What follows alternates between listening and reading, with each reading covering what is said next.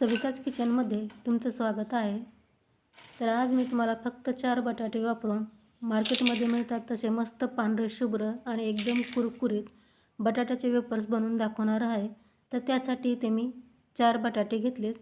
4 बटाट्यापासून आपण आज वेफर्स बनवतो आहे. बटाटे अगोदर स्वच्छ धुवून घ्यायचे आणि नंतर कपड्याने पुसून घ्यायचे. आता या बटाट्याची आपण साल काढून घ्यायची आहे.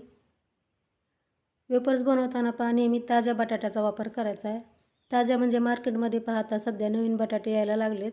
त्या नवीन बटाट्याचा वापर करायचा आपल्याला हे वेफर्स बनवताना, म्हणजे वेफर्स आपले मस्त पांढरे शुभ्रही होतात आणि छान कुरकुरीतही होतात. आता अशाच प्रकारे आपल्याला 4ही बटाट्याची साल काढून घ्यायची आहे. तर तुम्ही पाहू शकता 4ही बटाट्याची मी साल काढून घेतली. बटाट्याची साल काढून घेतल्यानंतर बटाटे मी 2 पाण्याने स्वच्छ धुवून घेतलेत. आता लगेच आपण या बटाट्याचे स्लाईस पाडून घेऊयात, म्हणजे चिप्स बनवून घेऊयात. तर चिप्स बनवताना बटाटा असा उभा न पकडता आडवा पकडायचा आहे, म्हणजे चिप्स आपले छान मोठे पडतात. आणि चिप्स पाडताना बटाटा असा पुढे नेल्यानंतर उचलून मागे ठेवायचा आणि नंतर त्याचे चिप्स पाडून घ्यायचे आहेत, म्हणजे एकसारखे चिप्स पडतात, लहान मोठे चिप्स होत नाहीत. चिप्स पाडताना बटाटा असा सरळ पुढं नेला आणि तसाच तो उचलला मागे तर लगेच चिप्सचे तुकडे होतात, असे गोल चिप्स पडत नाहीत. त्यासाठी चिप्स पाडताना बटाटा पुढे न्यायचा आणि परत उचलून मागे ठेवायचा आणि नंतर चिप्स बनवायला सुरुवात करायची, म्हणजे छान मोठे आणि गोल आपले चिप्स तयार होतात. आता अशाच प्रकारे मी 4ही बटाट्याचे चिप्स पाडून घेते. तर संपूर्ण चिप्स मी पाडून घेतलेत. आता यामध्ये आपल्याला भरपूर पाणी घालायचे आणि 2 ते 3 पाण्याने हे चिप्स अगदी स्वच्छ धुवून घ्यायचे.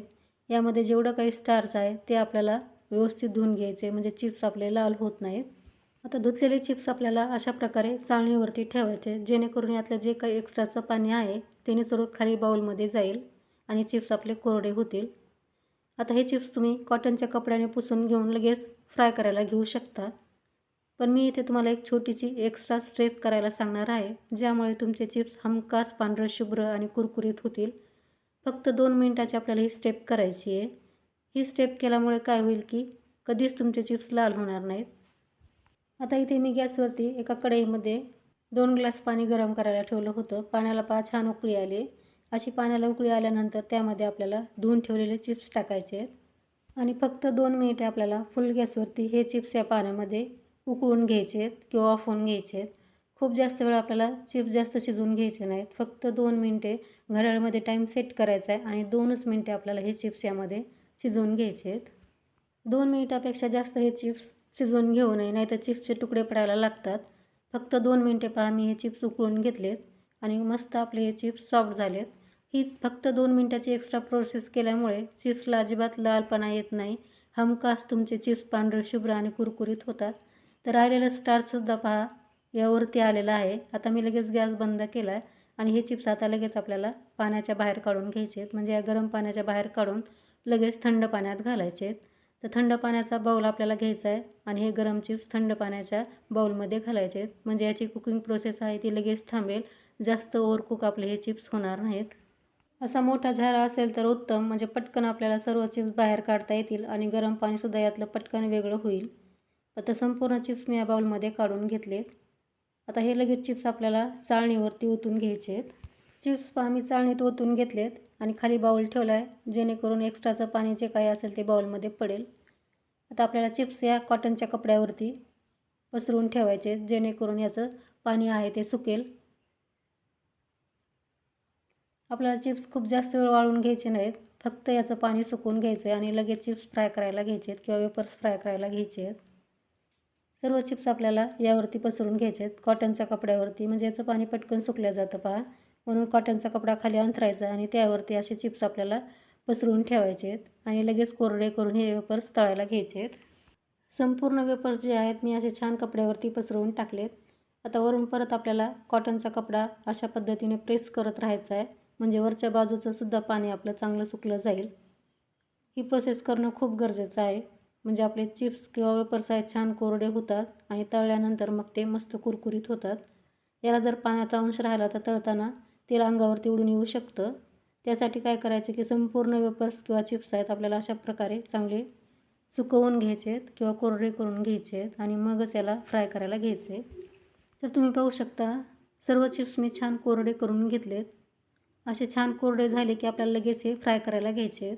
पहा दोन्ही साईडला चांगला कोरडा आपला हा चिप्स तयार झाला आहे. अशाच प्रकारे आपल्याला चिप्स कोरडे करून घ्यायचे आहेत आणि लगेच हे फ्राय करायला घ्यायचे आहेत. आता लगेच आपण चिप्स फ्राय करूयात. इथे मी गॅसवरती कढईमध्ये अगोदरच तेल गरम करायला ठेवलं होतं. तेल आपल्याला चांगलं कडकडीत गरम होऊ द्यायचं आहे आणि नंतर त्यामध्ये चिप्स सोडायचे आहेत. त्यामध्ये चिप्स सोडल्यानंतर गॅसची फ्लेम मिडियम ठेवायची आहे आणि मिडियम गॅसवरती हे चिप्स मस्त कुरकुरीत होईपर्यंत तळून घ्यायचे आहेत. चिप्स आता आपल्याला अशा प्रकारे अलटपलट करून मस्त तळून घ्यायचे आहेत. चिप्स तेलात सोडताना खूप जास्तही सोडायचे नाही. तेलामध्ये मावतील इतकेच आपल्याला चिप्स यामध्ये सोडायचे आहेत. म्हणजे चिप्स आपले चांगले तळल्या जातात किंवा वेपर्स चांगले तळल्या जातात.